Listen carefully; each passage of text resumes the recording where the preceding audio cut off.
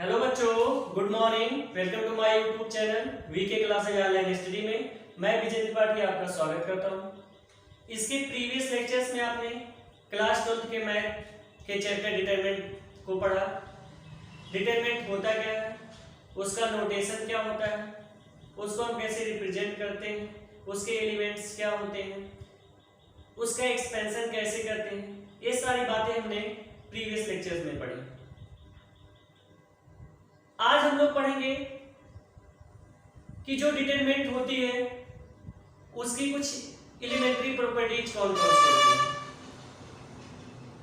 कल आप जब एक्सपेंड कर रहे थे तो आपने क्या पढ़ा था, सेकेंड ऑर्डर की डिटरमिनेंट कैसे एक्सपेंड करते हैं, थर्ड ऑर्डर की डिटरमिनेंट कैसे एक्सपेंड करते हैं। तो आज हम सबको वही करना है कि अगर हम किसी डिटरमिनेंट का एक्सपेंशन करते हैं तो ऐसा क्या कर दे कि एक्सपेंशन करते वक्त जो हमारा क्वेश्चन है थोड़ा सा छोटा हो जाए या बहुत ज्यादा छोटा हो जाए। कभी कभी ऐसा होता है कि डिटरमिनेंट की जो वैल्यूज है जब हम निकालते हैं तो उसका एक्सपेंशन करते करते बहुत बड़ी हो जाती है और लास्ट में हम लोग गलती कहीं ना कहीं कर देते हैं। तो अगर आपको डिटरमिनेंट की एलिमेंट्री प्रॉपर्टीज याद है तो आप उस प्रॉपर्टी का यूज करके किसी भी डिटरमिनेंट को छोटा कर सकते हैं। तो आज हमें उन्हीं एलिमेंट्री प्रॉपर्टीज के बारे में पढ़ना है कि डिटरमिनेंट की एलिमेंट्री प्रॉपर्टीज क्या होती है या सारणी के प्रारंभिक गुणधर्म क्या होते हैं। तो जो हमारी पहली प्रॉपर्टीज होती है एक एक करके हम आपको बताएंगे। जितने इंपॉर्टेंट प्रॉपर्टीज हैं आपकी सबको बताएंगे, सबको विद एग्जांपल एक्सप्लेन करेंगे। इसके बाद एक्सरसाइज को स्टार्ट करेंगे हम सब। तो चलिए, पहली प्रॉपर्टी है इसकी, ध्यानपूर्वक सुनिएगा। यदि हम ऐसे कह दें कि किसी भी डिटरमिनेंट के कोई रो और कोई कॉलम हो, उसका एवरी एलिमेंट जीरो हो। किसी डिटरमिनेंट का किसी रो और किसी कॉलम के एवरी एलिमेंट अगर जीरो है तो उस पूरे डिटरमिनेंट की वैल्यू ही क्या होती है, जीरो हो जाती है। अगर हम ऐसे कह दें कि यदि किसी डिटरमिनेंट के किसी पंक्ति या स्तंभ के सभी अवयव शून्य तो उस डिटरमिनेंट की जो वैल्यू होती है वह जीरो होती है। तो चलिए हम देखते हैं कि क्या ऐसा होता है कि किसी डिटरमिनेंट में किसी रो और कॉलम के एवरी एलिमेंट जीरो हो जाए तो डिटरमिनेंट की वैल्यू ही जीरो हो जाती है। चलिए चेक करते हैं, प्रूफ भी करते हैं इसको। तो चलिए एक डिटरमिनेंट हम लेते हैं, कंसीडर कर लेते हैं a इक्वल टू एक डिटरमिनेंट है हमारे पास 2 3 4 5 6 1 0 0 0। हमेशा एक चीज याद रखना, कोई एक कॉलम और कोई एक रो उसका ही एवरी एलिमेंट जीरो होना चाहिए। ये नहीं कि सबका हम करेंगे, सबका करेंगे तो ऑलवेज जीरो ही रहेगा। हमने क्या किया कि ये जो डिटरमिनेंट है ये थर्ड ऑर्डर की है। किस ऑर्डर की है, थर्ड। यानी ऑर्डर को भी आप रिप्रेजेंट कर सकते हैं 3 क्रॉस 3। क्यों, क्योंकि इसमें 3 क्या है, रो है और 3 क्या है, कॉलम्स है। ये तो कंफर्म है 3 ऑर्डर की है। थर्ड ऑर्डर की आपको एक्सपेंशन भी कर पता चला था कैसे करते हैं। तो प्रॉपर्टीज में हमने देखा कि इसका जो थर्ड रो है, थर्ड रो के एवरी एलिमेंट जीरो। प्रॉपर्टी ये कह रही है कि अगर किसी रो और किसी कॉलम के एवरी एलिमेंट जीरो हो तो उस डिटरमिनेंट की वैल्यू ही जीरो होती है। तो चलिए इसकी वैल्यू क्या होनी चाहिए, जीरो होनी चाहिए। चलिए हम लोग इसको जीरो प्रूफ करेंगे। तो प्रूफ करते हैं, अगर जीरो हो गई प्रॉपर्टी आपकी प्रूफ करने के लिए हम लोग LHS ले लेते हैं 2 3 4 5 6 1 0 0 0। अब आप क्या करेंगे, एक्सपेंड करना जानते हैं। हमने कल ही आपको बताया था हम R1 R2 R3 और C1 C2 C3 किसी लेकर एक्सपेंड कर सकते हैं, किसी को भी लेकर, कहीं से भी आप स्टार्ट कर सकते हैं, इससे डिटरमिनेंट के ऊपर कोई भी इफेक्ट नहीं पड़ेगा। तो चलिए हम इसको एक्सपेंड करते हैं। हम लोग किसको लेकर एक्सपेंड करना चाहते हैं? इसको R1 को लेकर एक्सपेंड करना चाहते हैं। अब आपको ये अच्छे से पता है कि 2 का साइन क्या होता है, 3 का साइन क्या होता है, 4 का साइन क्या होता है। तो चलिए जब एक्सपेंड करेंगे सबसे पहले हम सब क्या लेंगे? 2। जिस एलिमेंट को लेंगे उसका पूरा रो, उसका पूरा कॉलम नेगलेक्ट कर देंगे। तो 2 एलिमेंट लेंगे तो 2 का कॉलम गया, 2 का रो गया, ये हो गया 2। अब आपकी डिटरमिनेंट कौन सी बनी? ए गया, ए गया, 6 0 1 0, कोई प्रॉब्लम नहीं होगी इसमें। अगला एलिमेंट जो 3 है, इसका साइन क्या होता है? नेगेटिव। हम यहां लिखेंगे -3। चलिए इसके 3 जाएगा, यानी 3 का पूरा कॉलम, 3 का पूरा रो, बचेगा क्या? 5 0 1 0, 5 0 1 0। अगला एलिमेंट है 4, जो पॉजिटिव होता है, तो हम लिखेंगे +4। 4 का कॉलम छोड़ देंगे, 4 का रो छोड़ देंगे, 5 0 6 0। इसके बाद आप अच्छे से जानते हैं इसको सॉल्व कैसे करेंगे। 2 बाय क्रॉस मल्टीप्लाई करते हैं। कल हमने आपको बताया था सबसे पहले लीडिंग डायगोनल को लेते हैं। तो लीडिंग मींस 6 का पहले 0 मल्टीप्लाई, 6 का 0 मल्टीप्लाई 0 माइनस 1 का 0 में करते हैं तो 0 -3, 5 का 0 मल्टीप्लाई 0 -0 +4, 5 का 0 में 0 -0। अब आपको पता है 2 × 0 -3 × 0 +4 × 0, इट मीन्स 0। किसी भी नंबर में जब 0 से मल्टीप्लाई किया जाता है तो उसकी वैल्यू हमेशा क्या होती है? 0 होती है, ये आपको अच्छे से पता है। तो 0 से जैसे मल्टीप्लाई करेंगे सब क्या हो जाएगा? 0 हो जाएगा। यही आपका क्या था? RHS था। यानी पहली प्रॉपर्टी आपकी प्रूव हो गई कि यदि किसी भी डिटरमिनेंट के किसी रो, किसी R कॉलम का एवरी एलिमेंट 0 होगा तो उस डिटरमिनेंट की पूरी वैल्यू क्या होगी? 0। कोई प्रॉब्लम नहीं होगी आपको। इसको इरेज करते हैं, अगली प्रॉपर्टीज में हम चलते हैं।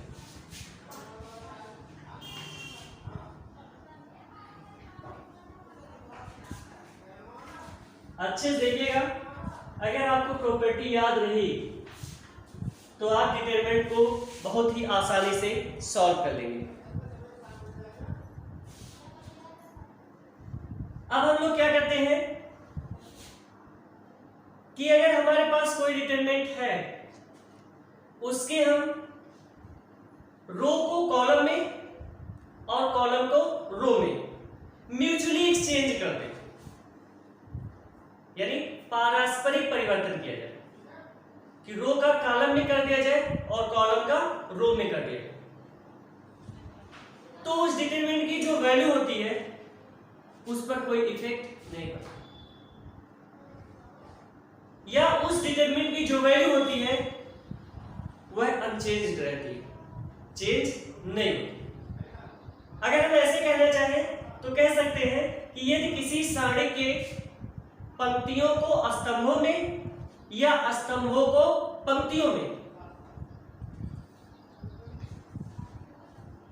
परस्पर बदल दिया जाए तो सारणी का जो मान होता है वह अपरिवर्तित रहता है।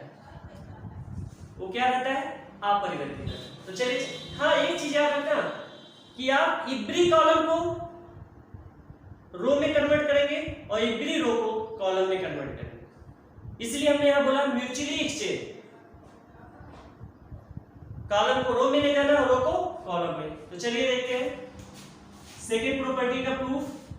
इसके लिए हम लोग ये डिटरमिनेंट पहले लिखते हैं 1 2 3 4, सेकेंड ऑर्डर पहले लेते हैं। अब हम लोग क्या करते हैं कि इसकी जो कॉलम्स है या हम इसको थर्ड ऑर्डर ले लें ताकि आपको सुटेबल लगे। 4 3 1 2 1।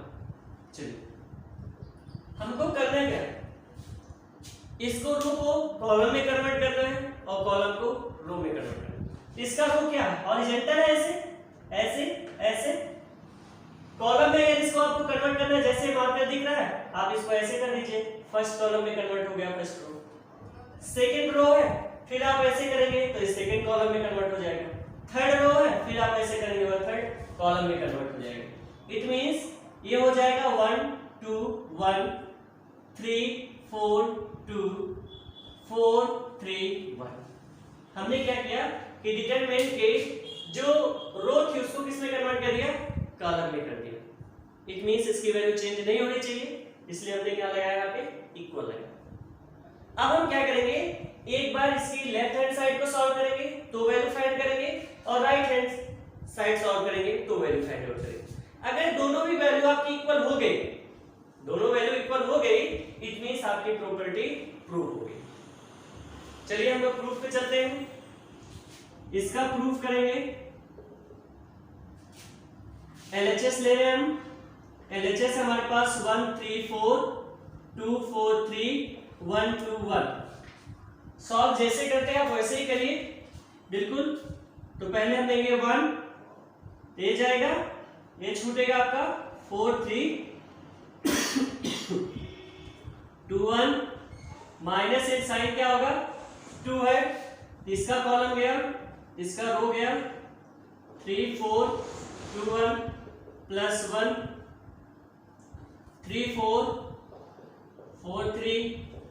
चलिए 1 से मल्टीप्लाई करेंगे वही रहेगा, तो 4 का 1 में मल्टीप्लाई 4, 3 का 2 में, तो माइनस 3 2 जा 6, माइनस 2 3 1 जा 3, माइनस 4 2 जा 8, प्लस 1 से करेंगे फिर वही, 3 का 3 में 9, फिर सब्ट्रैक्ट करना है, तो 4 4 जा 16। इसी को थोड़ा सिंप्लीफाई करिए, 4 माइनस 6 3 माइनस 8 मींस माइनस 5, और माइनस 5 का माइनस 2 में मल्टीप्लाई प्लस 10 हो जाएगा।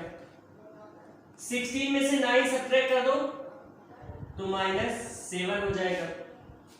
चलिए अब यहाँ 10 प्लस में है, 4 प्लस में है, ये हो जाएगा 14, 7 और 6 माइनस 13। इट मींस इसकी वैल्यू कितनी आ गई एचएस की 1। अब तो सॉल्व करने में कोई प्रॉब्लम नहीं होनी चाहिए, एक्सपेंड कर सकते हो आप। किसको लेकर आपने एक्सपेंड किया है, R1 को लेकर। ऐसे ही हम सब RHS को सॉल्व करेंगे और इसकी वैल्यू चेक करते हैं। तो 1 2 1 2 1 3 4 2 4 3 1। चलिए 1 जब हम लेंगे तो ये हो जाएगा आपका 4 2 3 1, माइनस 3 लेंगे, 3 का कॉलम छोड़ दीजिए, 3 का रो, 2 1 3 1, प्लस 4 लेंगे, 4 का कॉलम 4 का रो, तो 2 1 4 2 हो जाएगा। इसमें कोई प्रॉब्लम नहीं होनी चाहिए। 1 से मल्टीप्लाई करेंगे वही रहेगा, तो 4 माइनस 3 2 जा 6, माइनस 3 2 1 जा 2 और 1 3 जा 3 रहेगा माइनस 3, प्लस 4 2 2 जा 4 और माइनस 4 1 जा 4। इसको सॉल्व करते हैं, तो 4 माइनस 6 2 माइनस 3 माइनस 1, और माइनस 1 का 3 में मल्टीप्लाई होगा माइनस, तो प्लस 3, प्लस 4 इंटू 4 माइनस 4 0, तो 7 4 प्लस 3 मीन्स 7 माइनस 6 0 ये हो जाएगा, प्लस 0, इट मीन्स कितना है आपका 1। अब आप लेफ्ट हैंड साइड को देखिए, राइट हैंड साइड को देखिए, it means LHS is equal to RHS है, यही आपको लाना भी था। हेंस एक बार प्रॉपर्टी आप फिर से सुनिएगा कि अगर हम किसी भी डिटरमिनेंट के रो को कॉलम में और कॉलम को रो में म्यूचुअली एक्सचेंज कर दें, पारस्परिक विनिमय कर दें, इट मींस उस डिटरमिनेंट की वैल्यू अनचेंज रहती है, मतलब परिवर्तित नहीं होती है। जो पहले वाली की रहेगी चेंज करने के बाद दूसरे वाले डिटरमिनेंट की वैल्यू भी वही होगी। आपने प्रूफ कर दिया, तो ये आपकी सेकंड प्रॉपर्टी प्रूफ हो गई। चलिए हम सब चलते हैं थर्ड प्रॉपर्टी पे। इसको इरेज कर दे रहे हैं हम। कोई भी प्रॉब्लम तो नहीं होनी चाहिए आपको इसमें। प्रॉपर्टी पर थोड़ा सा फोकस ज्यादा करिए क्योंकि इसका ज्यादा इंपॉर्टेंस है। किसी भी क्वेश्चन को आप डिटरमिनेंट के छोटा कर सकते हैं प्रॉपर्टी का यूज करके। चलिए अगली जो आपकी प्रॉपर्टी है वो क्या कह रहा है कि जैसे अगर आपके पास कोई डिटरमिनेंट है, उसके हम किन्हीं दो रो को ले लें और किन्हीं दो कॉलम, किसी भी डिटरमिनेंट के किसी दो कॉलम और किसी दो रो को एक्सचेंज कर दें। क्या कहते हैं? एक्सचेंज। इसे मतलब अदला बदली कर दें। जैसे हमारे पास सपोज दैट दो रो है, R1 है R2 है, दो कॉलम हमने ले लिया C1 C2। तो R2 को हम R1 की जगह प्लेस पे कर दें, R1 को R2 पे प्लेस पे, और ऐसे C1 को हम C2 के प्लेस पे कर दें, C2 को C1। तो डिटरमिनेंट की वैल्यू जो होती है वह अनचेंज होती है बट नेगेटिव होती है। डिटरमिनेंट की वैल्यू नहीं चेंज होती, सिर्फ उसका साइन बदल जाता है। यानी यदि किसी सारणी के किन्हीं दो स्तंभों अथवा किन्हीं दो पंक्तियों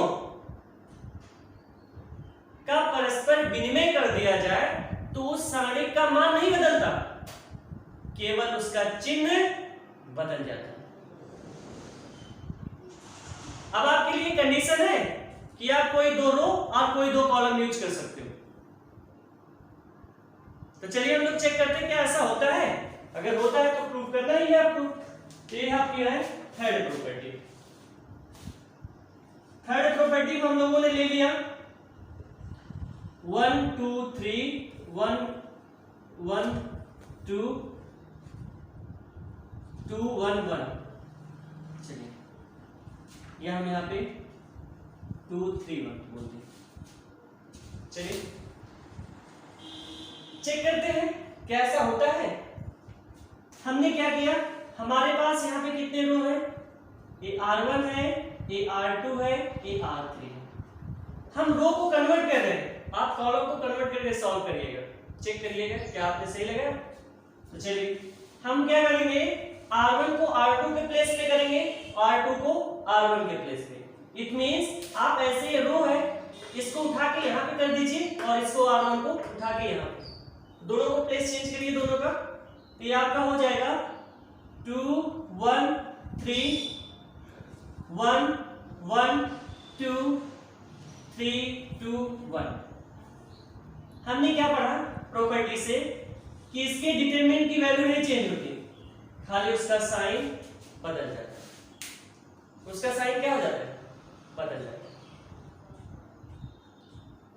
अब हम लोग देखते हैं कि सपोज दैट अब इसका साइन क्या बदलता है, पॉजिटिव होता है निगेटिव होता है, ये तो इस डिटरमिनेंट के ऊपर ही डिपेंड करेगा। अगर ये पॉजिटिव में आ रहा है वैल्यू तो ये निगेटिव में वैल्यू आएगी, अगर ये निगेटिव में वैल्यू आ रही है तो ये पॉजिटिव में आएगी। हमने चेंज कर दिया, सपोज दैट ये पॉजिटिव होगी तो हमने माना वो निगेटिव में होगी। चलिए एलएचएस लेके सॉल्व करते हैं। एलएचएस जब हम लेंगे तो ये आपका क्या हो जाएगा, एक्सपेंड कर दे रहे हैं हम डायरेक्टली इसे, डिटरमिनेंट नहीं लिखेंगे, आप एक बार लिखिएगा। 1 लेंगे तो 1 का कितना हो जाएगा, एक कॉलम गया ये रो गया, 1 2 3 1। अगला एलिमेंट है -1 होगा तो इसका एक पूरा कॉलम गया, इसका एक पूरा रो गया, एक कॉलम गया रो गया, 2 3 3 1 प्लस 2 ये गया 2 3 1 2। चलिए सॉल्व करते हैं, मल्टीप्लाई करेंगे 1 से वही होगा, 1 1 जा 1 -6 माइनस, चलिए 2 1 जा 2 -3 3 जा 9 प्लस 2 2 2 जा 4 प्लस 3 1 जा माइनस 3 1 जा 3। तो 1 माइनस 6 9 माइनस 2 माइनस 7 और minus 7 minus minus plus 7 4 minus 3 1 1 का 2 में मल्टीप्लाई प्लस 2 1 जा 2। तो ये कितना हो जाएगा 7 plus 2 plus 1 10 10 minus 6 it means 4। इसकी वैल्यू कितनी आ गई 4। अब हम लोग इस डिटरमिनेंट की वैल्यू फाइंड आउट करते हैं। देखते हैं कि क्या इसकी वैल्यू नेगेटिव 4 होती है। नेगेटिव 4 होगी इट मींस आपकी जो प्रॉपर्टीज है वह प्रूफ हो गई। इसको मिरेज कर दे या यहीं पे हम सॉल्व कर देते हैं। LHS था ये आपका, यहाँ पे हम लोग कर लेंगे इतने में RHS। पहले 2 लेंगे तो 2 जाएगा 2 का पूरा कॉलम 2 का पूरा रो छोड़ देंगे 1 2 2 1 माइनस 1 लेंगे ये कॉलम जाएगा ये रो जाएगा 1 3 2 1 प्लस 3 ये कॉलम जाएगा ये रो जाएगा 1 3 1 2 2 है आपका 1 1 जा 1 माइनस 4 माइनस से मल्टीप्लाई करेंगे तो आप ऐसे रहने दो या 1 से मल्टीप्लाई होने के बाद तो माइनस 1 1 जा 1 माइनस 3 2 जा 6 प्लस 3 1 2 जा 2 माइनस 3 1 जा 3 1 माइनस 4 मींस माइनस 3 का 2 में multiply minus 6 1 minus 6 means minus 5 और minus means plus 5 2 minus 3 minus 1 का 3 मल्टीप्लाई करेंगे तो माइनस 3 इट मींस कितना आ गया आपके पास minus 9 plus 5 is equal to minus 4। अब आप देखिए ये वैल्यू कितनी है आपकी 4 है, ये कितनी आई आपकी वैल्यू माइनस 4। हुई कि नहीं चेंज? क्या वैल्यू चेंज हुई? नहीं हुई, सिर्फ क्या चेंज हुआ उसका साइन। ये पहले पॉजिटिव था और फिर किस में आ गया नेगेटिव में आ गया। हमें LHS RHS को बराबर करना था इसलिए हमने पहले ही साइन यहाँ पे लिख दिया था कि अगर ये पॉजिटिव है तो इसका डिटरमिनेंट की वैल्यू नहीं बदलेगी, सिर्फ उसका साइन चेंज हो जाएगा, नेगेटिव हो जाएगा। तो जैसे ही हम यहाँ पे ये नेगेटिव यहाँ पे करेंगे तो नेगेटिव हो जाएगा नेगेटिव पॉजिटिव। ये आपका RHS है। अब आप कह सकते हैं आसानी से कि LHS किसके इक्वल हो गया RHS के। आपकी जो थर्ड प्रॉपर्टी है वो भी प्रूफ हो गई कि हम किसी डिटरमिनेंट के यदि किसी दो रो और किसी दो कॉलम को एक्सचेंज करें तो डिटरमिनेंट की वैल्यू नहीं बदलती है या चेंज नहीं होती है, बस उसका साइन चेंज हो जाता है। थर्ड प्रॉपर्टी थी, इसको भी आपने प्रूव किया। अगली प्रॉपर्टी चलते हैं। मेनली प्रॉपर्टी यहाँ पे हम आपको बताएंगे जिनका यूज भी करना हमको, तो यूज भी करेंगे उनका हम। अगली प्रॉपर्टी आपकी है प्रॉपर्टी नंबर 4।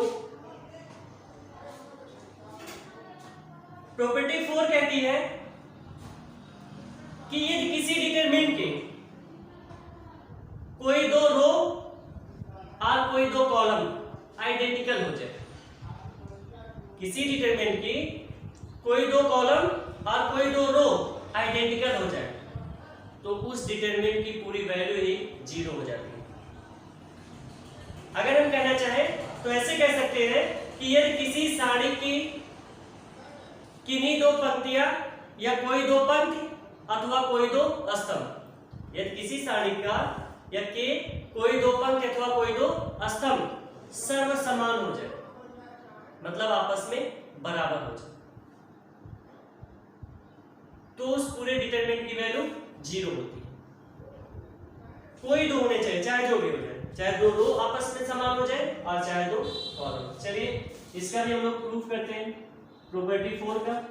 अब आइडेंटिकल लेंगे हम लोग तो 1 2 1 1 1 1 1 1 1। अब यहाँ पे हम सब क्या देख रहे हैं, ये 1 1 1 है। चलिए इज इक्वल टू क्या होगा 0 होना चाहिए। हमने अभी बताया कि कोई दो रो और कोई दो कॉलम, आइडेंटिकल होना चाहिए, समान होना चाहिए। हम यहाँ देखते हैं C2 C3, ये दोनों कॉलम है, ये दोनों आइडेंटिकल है, जो C2 है वही C3 है। इसका मतलब इस पूरे डिटरमिनेंट की वैल्यू क्या हो जानी चाहिए, 0 हो जानी चाहिए।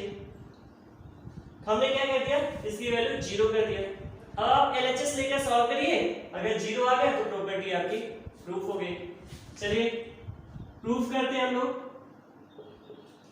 LHS जब लेंगे, LHS क्या है, 1 2 1 1 1 1, एक सेकेंड, 1 1 1 2 है यहाँ पे, 1 1 1 1 1 1। अब हम इसको सॉल्व करेंगे। किसको लेकर आप एक्सपेंड करना चाहते हैं, किसी को भी लेकर एक्सपेंड कर सकते हैं, R1 को, R2 को, R3 को, C1 को, C2 को, C3, किसी को भी लेकर एक्सपेंड कर सकते हैं। हम यहाँ पे किसको लेकर एक्सपेंड करेंगे, R1 को लेकर एक्सपेंड करेंगे। R1 का फर्स्ट एलिमेंट क्या है, 1, ये हो जाएगा 1। चलिए 1 का पूरा कॉलम छोड़ेंगे, 1 का पूरा रो छोड़ देंगे, 1 1 1 1, डिटरमिनेंट में मिलेगा 1 1 -1। जब -1 लेंगे, ये पूरा का पूरा कॉलम जाएगा, ये पूरा रो जाएगा, 2 1 1 1 2 1 1 1 प्लस अगला एलिमेंट का साइन क्या है, पॉजिटिव है, इसका पूरा कॉलम, इसका पूरा रो, तो 2 1 1 1। अब चलिए 1 से मल्टीप्लाई करेंगे तो वही रहेगा, तो 1 का 1 में 1 -1 का 1 मल्टीप्लाई 1 माइनस 1 से मल्टीप्लाई करेंगे डिटरमिनेंट में, फिर वही रहेगी वैल्यू। अब हम इसको खाली सॉल्व करेंगे, 2 का 1 में मल्टीप्लाई 2 -1 का 1 में 1 प्लस 1 से फिर मल्टीप्लाई करेंगे वही रहेगा, 2 का 1 में मल्टीप्लाई 2 -1। सॉल्व करते हैं, 1 -1 0 2 -1 मींस 1 और 1 आगे माइनस है तो -1 प्लस 2 -1 1 1 से 1, ये भी क्या हो गया 0। ये आपका क्या है RHS। इससे आपको क्या पता चला कि ये किसी भी डिटरमिनेंट की 2 रो और 2 कॉलम, 2 रो और 2 कॉलम्स आइडेंटिकल हो जाए तो उस पूरे डिटरमिनेंट की वैल्यू क्या होती है, 0 हो जाती है। आपने प्रूफ भी कर दिया। यानी अगर किसी भी क्वेश्चन में ऐसी कोई प्रॉपर्टी दिखे, यूज हो सके, ऐसे किसी भी क्वेश्चन में 2 रो और 2 कॉलम उसके आइडेंटिकल दिखे, तो आप उस पूरे डिटरमिनेंट की वैल्यू डायरेक्ट क्या लिख देना, 0 बाय यूजिंग प्रॉपर्टी करेंगे। चलिए इसको भी हम इरेज करते हैं। प्रॉपर्टी नंबर 5 पे चलते हैं हम सब।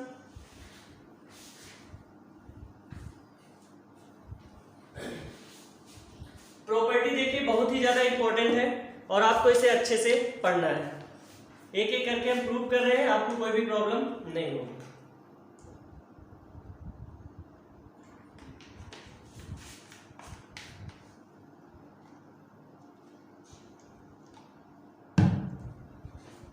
अगली प्रॉपर्टी क्या है, प्रॉपर्टी नंबर 5। प्रॉपर्टी 5 ये कहती है कि यदि हम किसी भी डिटरमिनेंट के किसी एक रो और किसी एक कॉलम में किसी नंबर से मल्टीप्लाई करते हैं, तो उस डिटरमिनेंट में जो उसकी पहली डिटरमिनेंट है उसमें भी उसी नंबर से मल्टीप्लाई हो जाता है। यानी यदि किसी सारणी के किसी एक स्तंभ और किसी एक पंक्ति में किसी संख्या से गुणा कर दिया जाए तो उस डिटरमिनेंट में भी उस पूरी संख्या जो संख्या से आपने जिससे मल्टीप्लाई किया नंबर से, उस नंबर से भी मल्टीप्लाई हो जाता है। फॉर एग्जांपल देखते हैं हम कैसे। अगर जैसे हमारे पास एक डिटरमिनेंट है A1 A2 A3 B1 B2 B3 C1 C2 C3। अब इसके किसी एक कॉलम और किसी एक रो में किसी नंबर से मल्टीप्लाई कर देते हैं। सपोज दैट हम इसके R1 यानी फर्स्ट रो में k से मल्टीप्लाई करते हैं, k अभी क्या हो गया, ka1 ka2 ka3 हो गया, b1 b2 b3 c1 c2 c3 हो गया। तो प्रॉपर्टी ये कहती है कि इस पूरे डिटरमिनेंट में it means a1 a2 a3 b1 b2 b3 c1 c2 c3 में भी पूरे डिटरमिनेंट में किससे मल्टीप्लाई होता है, उसी नंबर से मल्टीप्लाई हो जाता है। किसी डिटरमिनेंट में हम r उसके किसी कॉलम को ले ले, r उसके किसी रो को ले ले और किसी नंबर से मल्टीप्लाई कर दे, तो उस डिटरमिनेंट में उसी नंबर से क्या हो जाता है, मल्टीप्लाई हो जाता है पूरे डिटरमिनेंट। और एक चीज हमेशा याद रखना, डिटरमिनेंट का जो मल्टीप्लाई होता है और मैट्रिक्स का जो मल्टीप्लाई होता है, डिटरमिनेंट में अगर किसी नंबर से मल्टीप्लाई हो रहा है, जैसे आपका यहाँ पे k है, तो k से आप चाहे c1 में मल्टीप्लाई कर डालो, चाहे c2 में करो, चाहे c3 में करो, r1 में करो, r2 में करो, r3 में करो, इससे डिटरमिनेंट पर कोई इफेक्ट नहीं पड़ेगा। किसी एक कॉलम किसी एक रो में कर सकते हो, बस एक ही में करना होगा, चाहे वह रो हो चाहे वह कॉलम हो। बट जब आप मैट्रिक्स में करेंगे तो मैट्रिक्स का जो आपका मल्टीप्लाई होता है उसमें जिस नंबर से करोगे उस नंबर से उस मैट्रिक्स के एवरी एलिमेंट में मल्टीप्लाई करना पड़ेगा, जबकि यहाँ पे ऐसा कुछ नहीं होता। हम लोग को एक प्रॉपर्टी प्रूफ करनी है कि हम अगर ऐसा कर दे तो भी हो सकता है, तो आप प्रूफ कर सकते हो बिल्कुल। आप एक बार इसको सॉल्व करिएगा।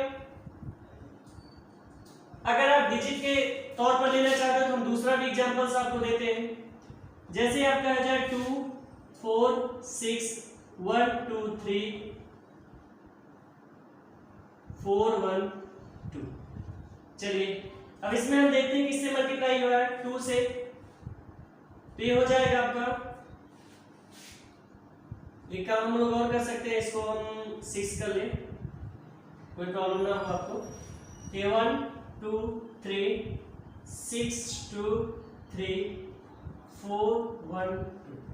अब आप इसको भी सॉल्व करेंगे तो भी दोनों साइड क्या होंगे, इक्वल होंगे। हमने क्या किया, इसके फर्स्ट रो में 2 से मल्टीप्लाई किया था, तो 2 से पूरे के पूरे डिटरमिनेंट में मल्टीप्लाई करेंगे, तभी वैल्यू वही रहेगी। तो चलिए चेक करते हैं, LHS सॉल्व करते हैं थोड़ा शॉर्ट में।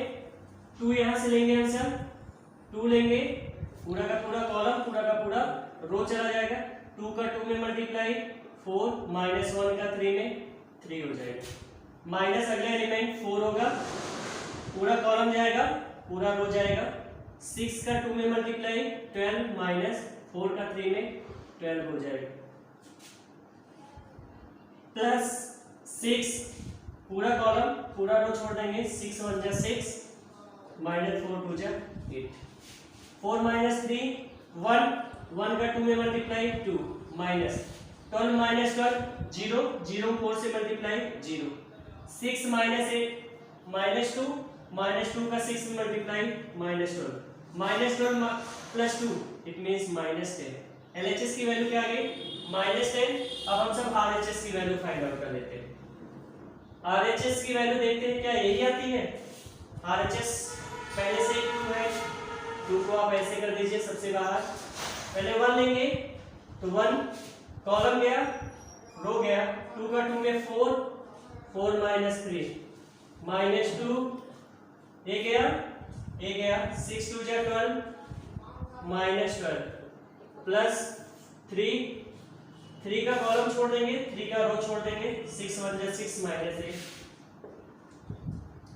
चलिए 2 4 माइनस 3 1 माइनस ये तो 0 हो गया, और ये कितना हो जाएगा आपका 6 माइनस 2 यानी माइनस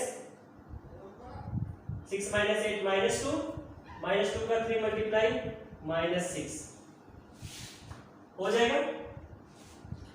अब ये क्या हो जाएगा, -6 में से 1 -5 2 इंटू -5 इट मीन्स -10। अब आप LHS की वैल्यू देखिए और RHS की वैल्यू देखिए, दोनों एक दूसरे के इक्वल है। इट मीन्स LHS RHS के इक्वल है। तो प्रॉपर्टी क्या होगी, प्रूव होगी। प्रॉपर्टी को एक बार हम फिर से बताते हैं, अच्छे से समझिएगा कि यदि हम किसी भी डिटरमिनेंट के किसी एक रो और किसी एक कॉलम में किसी नंबर से मल्टीप्लाई कर दें तो पूरी की पूरी डिटरमिनेंट में उसी नंबर से मल्टीप्लाई हो जाएगा, कोई प्रॉब्लम नहीं होगी। आप आसानी से इसको प्रूव कर सकते हैं। अगली प्रॉपर्टी पे हम लोग चलते हैं, इसको इरेज कर दें। प्रॉपर्टी नंबर 6 पे चलेंगे हम लोग। जितनी मोस्टली इंपॉर्टेंट प्रॉपर्टी है सबको हम बताते चल रहे हैं। आप इसको अच्छे से पढ़ लीजिए, अच्छे से समझ लीजिए, ताकि फ्यूचर में कभी भी कोई प्रॉब्लम आपको ना आए इससे।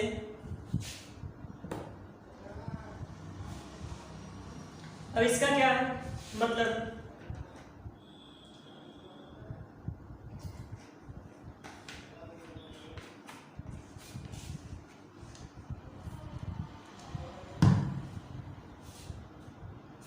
ये क्या कह रहा है, प्रॉपर्टी नंबर 6। प्रॉपर्टी नंबर 6 कहती है कि यदि किसी भी डिटरमिनेंट के किसी रो और किसी कॉलम का एवरी एलिमेंट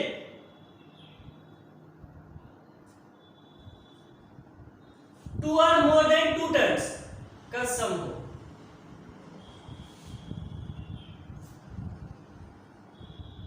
तो उस डिटरमिनेंट को हम उसी ऑर्डर की, अगर जैसे 2 का सम होगा तो उसी ऑर्डर की 2 डिटरमिनेंट के सम के फॉर्म में रिप्रेजेंट कर सकते हैं।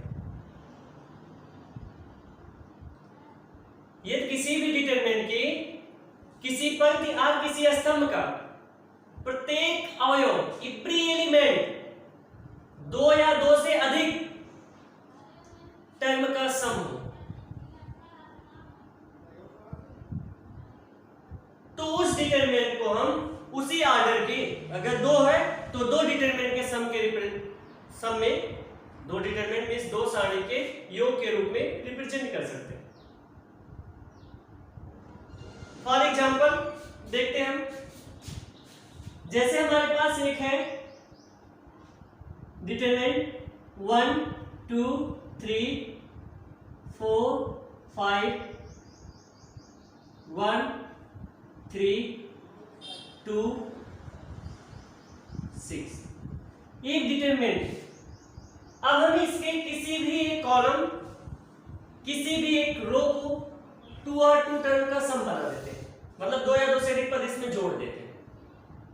जैसे अब हम 1 में क्या ऐड करने वाले हैं 2, 2 में क्या ऐड करने वाले हैं 3, और 3 में क्या ऐड करने वाले हैं, कुछ भी ऐड करो 4। यहां पे हम सब क्या देख रहे हैं कि ये जो डिटरमिनेंट है इसका जो फर्स्ट कॉलम है, फर्स्ट कॉलम का एवरी एलिमेंट 2 नंबर का सम है। कितने नंबर का सम है, 2 संख्याओं का योग। इट मींस अब हम इसी डिटरमिनेंट को कितने डिटरमिनेंट के सम में रिप्रेजेंट कर सकते हैं, 2 डिटरमिनेंट के सम के फॉर्म में रिप्रेजेंट कर सकते हैं। किस ऑर्डर की, इसी ऑर्डर की। अगर कोई पूछे इसका ऑर्डर क्या है, तो ऑर्डर क्या है, पहले हम लोग रो को रिप्रेजेंट करते हैं, तो 3 कितने कॉलम है 3, तो 3 क्रॉस 3। आपको हमेशा पता है, पहले ही बताया हमने कि डिटरमिनेंट हमेशा स्क्वायर फॉर्म में होती है।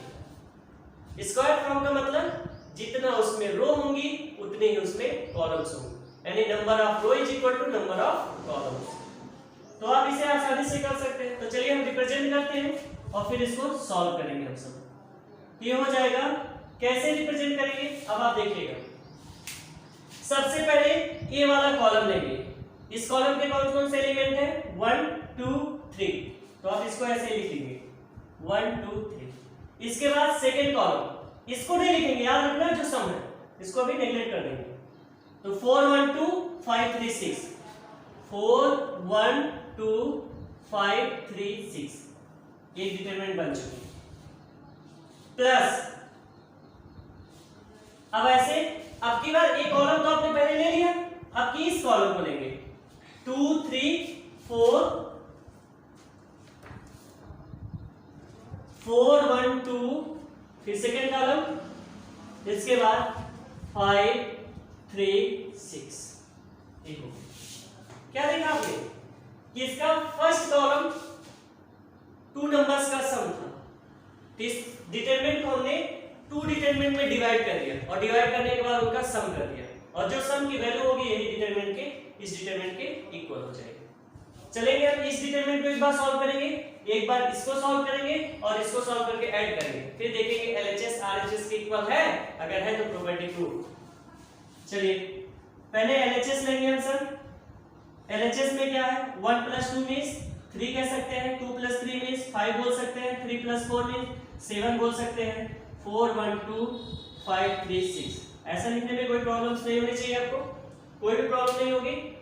1 + 2 3, 2 + 3 5, 3 + 4 7, बाकी जैसे था वैसे हमने लिख लिया। R1 को लेकर एक्सपेंड करेंगे हम सब। तो चलिए पहले लेंगे 3, तो 3 का कॉलम गया, 3 का रो गया, तो 1 का 6 में मल्टीप्लाई 6 माइनस 2 का 3 मल्टीप्लाई 6 माइनस अगला एलिमेंट क्या है 4, नेगेटिव होता है। 4 का कॉलम गया, 4 का रो गया, 5 का 6 में 30 माइनस 7 का 3 में 7 21 प्लस 5 लेंगे, 5 पूरा एक कॉलम गया, ये पूरा रो गया, 5 2 जा 10 माइनस 7 1 जा 7, 6 माइनस 6 0, 0 से 3 में मल्टीप्लाई होगा 0 माइनस 30 माइनस 21 9, 9 का 4 में मल्टीप्लाई 36 माइनस है तो 36 हो जाएगा, प्लस 7 10 माइनस 7 3 का 5 में मल्टीप्लाई 15। अब 36 में से 15 को सब्ट्रैक्ट कर दीजिए, कितना आ जाएगा आपका -21। ये तो आ गया एलएचएस की वैल्यू। अब हम सब आरएचएस की वैल्यू फाइंड आउट करें। आरएचएस की वैल्यू फाइंड आउट करने के लिए हमारे पास 2 डिटरमिनेंट है, एक बार इस डिटरमिनेंट की वैल्यू फाइंड आउट कर लेंगे और एक बार इस डिटरमिनेंट की वैल्यू, फिर दोनों का सम कर लेंगे। चलिए आरएचएस को सॉल्व करते हैं। आरएचएस को जब आप सॉल्व करेंगे तो पहले होगा 1, इस डिटरमिनेंट को सॉल्व करें फर्स्ट वाले को, तो 1 का कॉलम गया, 1 का रो गया, 1 का 6 में मल्टीप्लाई 6 माइनस 6 माइनस 4 का पूरा कॉलम, 4 का पूरा रो छोड़ दो, 2 6 जा 12 माइनस 3 3 जा 9 प्लस 5 वाला करेंगे, 5 का कॉलम गया, 5 का रो, तो 4 माइनस 5 पहले लिख लो आप, प्लस 5, तो ये आपका हो जाएगा 2 2 जा 4 माइनस 3 1 जा 3 प्लस। अब इस डिटरमिनेंट को सॉल्व करेंगे। चलिए इसका करेंगे, पहले 2 होगा, ये गया 1 6 जा 6 माइनस 2 3 जा 6। जैसे आप सॉल्व करना बताएंगे आप वैसे ही करिएगा, थोड़ा हम शॉर्ट मार रहे हैं, आप ना करिएगा। तो 4 माइनस में होगा, तो 4 गया, ए कॉलम इसका गया, रो गया, तो 3 6 जा 18 माइनस 12 प्लस 5 का जाएगा, तो 3 2 जा 6 माइनस 4 हो जाएगा। सॉल्व करते 6 माइनस 6 0, 0 का 1 में मल्टीप्लाई 0 माइनस 12 माइनस 9 3 का माइनस 4 मल्टीप्लाई 12 प्लस 4 माइनस 3 1 का 5 में मल्टीप्लाई 5 प्लस 6 माइनस 6 0 में 2 से मल्टीप्लाई 0, 18 में से 12 माइनस करिए 6 और 6 का minus 4 multiply minus 24 plus 6 minus 4 2 का 5 में मल्टीप्लाई 10, 2 5 जा 10। अब इसको हम लोग सॉल्व करते हैं, तो ये कितना हो जाएगा आपका, ये -12 है -24, ये +5 है +10, तो 10 5 15 और माइनस 24 और 12, इट मींस -36 और 15 माइनस 36 मींस -21। अब आप ये देख रहे हैं LHS RHS के इक्वल है। LHS किसके इक्वल हो गई? RHS के। इट मींस आपकी ये प्रॉपर्टी भी क्या हो गई? प्रूव्ड हो गई। यानी आप किसी भी डिटरमिनेंट को आप अगर उस डिटरमिनेंट के किसी कॉलम और किसी रो का एवरी एलिमेंट 2 या 2 से अधिक नंबर का सम हो तो आप उस डिटरमिनेंट को उस ऑर्डर के कई डिटरमिनेंट के सम के फॉर्म में रिप्रेजेंट कर सकते हैं। कई इसलिए हमने बोला क्योंकि आप पता नहीं कितने अब नंबर ऐड किए हैं। ये तो आपको हो गया डिटरमिनेंट को डिवाइड करना। तो चलिए हम इसको थोड़ा सा और एक दूसरा बताते हैं कि आपको जैसे डिवाइड करना हो कैसे डिवाइड कर सकते हैं। किसी भी डिटरमिनेंट अगर वो सम के फॉर्म में है, उसका कोई रो और कॉलम एवरी एलिमेंट, तो चलिए देखिए ये भी प्रॉपर्टी हो गई प्रूफ। इसके बाद हम सब एक्सरसाइज स्टार्ट करेंगे। एक डिटरमिनेंट देखिए, ये 2 है, 3 है, 4 है, 1 + 4, 3 + 2, 1 + 6, 3 1 2। अब हमें इसे दो डिटरमिनेंट के सम के फॉर्म में रिप्रेजेंट करना है। कैसे दिखाएंगे? सबसे पहले ए कॉलम लेंगे, फिर ए कॉलम लेंगे, फिर लास्ट वाला कॉलम ले लेंगे। एक डिटरमिनेंट फॉर्म हो गई।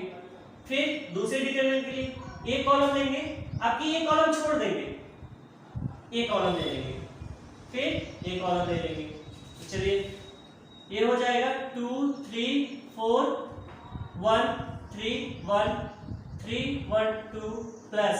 अब की बार क्या करेंगे?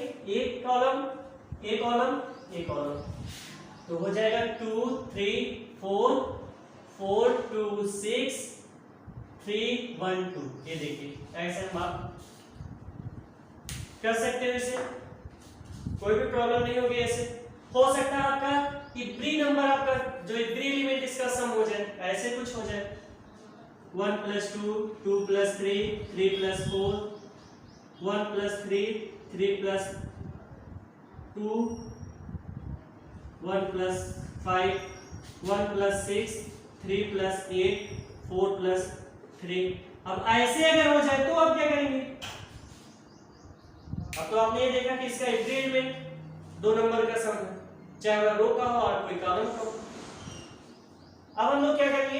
एक बार इस कॉलम को लेंगे, फिर उसके साथ इसको ले लेंगे, फिर इस कॉलम को लेंगे, फिर इसको साथ। 2 डिवाइड हुआ 2 डिटरमिनेंट में।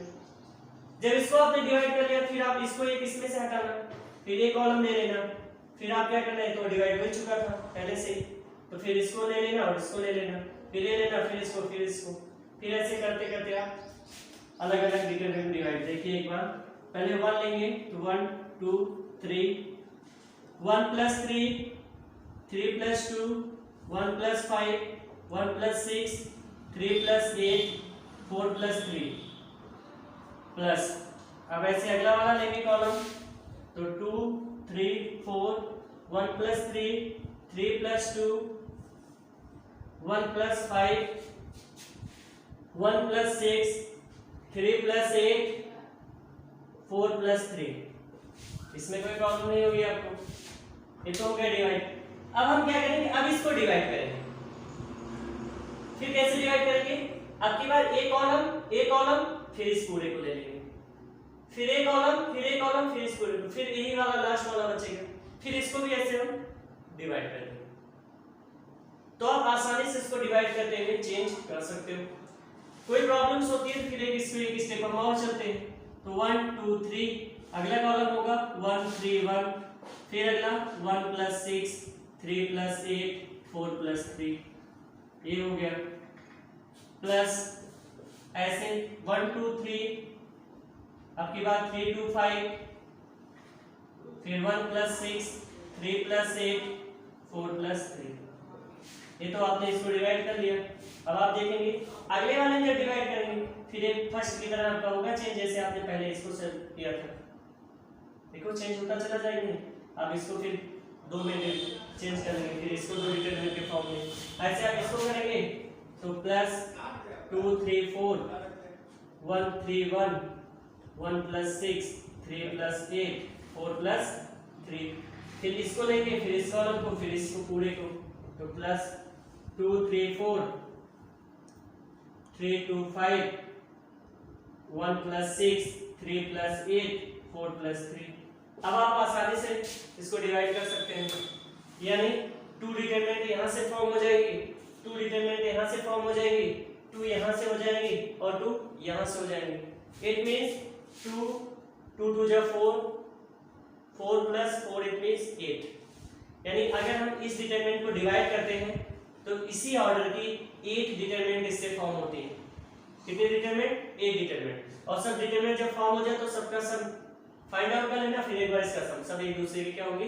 इक्वल होंगे। इसी के साथ ये प्रॉपर्टी भी आपकी हो गई समाप्त। इसके बाद हम सब एक्सरसाइज के कुछ क्वेश्चन को ऐसे ही सॉल्व करेंगे, फिर अगले लेक्चर्स में हम इसके लिए करेंगे क्योंकि काफी लेंथी हो जाएगा आपका ये। तो आज आपने पूरी प्रॉपर्टी पढ़ा, इसका पूरा का पूरा प्रूफ पढ़ा, या फिर प्रॉपर्टी का प्रूफ हम कैसे प्रॉपर्टी को कर सकते हैं। तो आपने आज इतना पढ़ा, जितने इंपॉर्टेंट थे आपके टॉपिक्स हमने बता दिया। तो फिलहाल अगले लेक्चर्स में हम लोग मिलेंगे एक्सरसाइज के क्वेश्चंस, और वह लेक्चर्स बहुत ही इंपॉर्टेंट होगा क्योंकि उस एक्सरसाइज का कोई ना कोई क्वेश्चन हर बार बोर्ड में मिलता है आपका, यानी बोर्ड पर्पस से वो मोस्टली इंपॉर्टेंट है। दूसरा काम, उस एक्सरसाइज में आप ये पढ़ेंगे कि हम प्रॉपर्टी को कैसे इंक्लूड कर सकते हैं किसी क्वेश्चन में, और उस क्वेश्चन को कैसे और ज्यादा इजी बना सकते हैं। इन सारी चीजों को हम लोग नेक्स्ट लेक्चर में पढ़ने वाले हैं। फिलहाल आज के लिए इतना ही। Best of luck.